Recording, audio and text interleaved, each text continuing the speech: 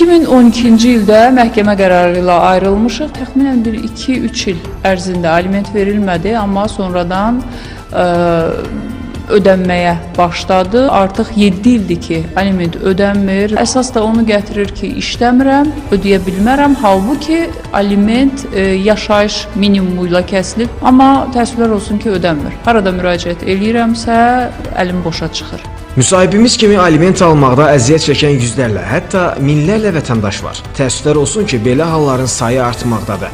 Statistika bunu deməyə əsas verir. Təkcə ötən il 4974 aliment işi üzrə heç bir ödəniş edilməyib. Belə halların baş verməməsi, illərlə ödənilməyən borcların qarşı tərəfə ödənilməsi üçün ölkəmizdə aliment fondu yaradılır.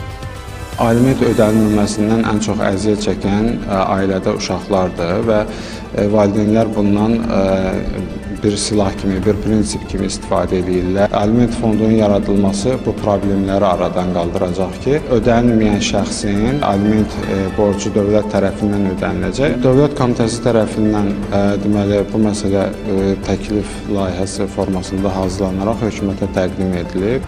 Artıq fondun yaradılması istiqamətində işlərə start verilib. Hazırda bir çox ölkələrdə belə fondlar fəaliyyət göstərir. Əgər valideyn üzərinə düşən öhdəliyi yerinə yetirə bilmirsə, aliment pulunu ödəməyə imkanı çatmırsa, bu zaman fond alimentin ödənilməsini öz üzərinə götürür.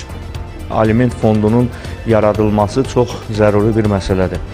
Dünyanın bir çox ölkələrində aliment fondları yaradılmışdır. Yəni, bunun mahiyyəti ondan ibarətdir ki, məhkəmənin qərarı əsasında əgər borclu tərəf alimenti ödəmirsə, həmin borcu, onun alimentini uşaqların saxlanması, uşaqların üstün mənafeyini nəzərdə tutaraq həmin bu fond ödəyir.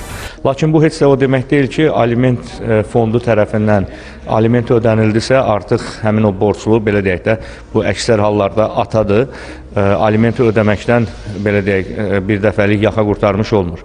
Fond da yenidən həm ödədiyi məbləği qarşı tərəfdən alır. Yəni fond yaradıldığı təqdirdə aliment ödəyən şəxs dövlətə borclu qalır.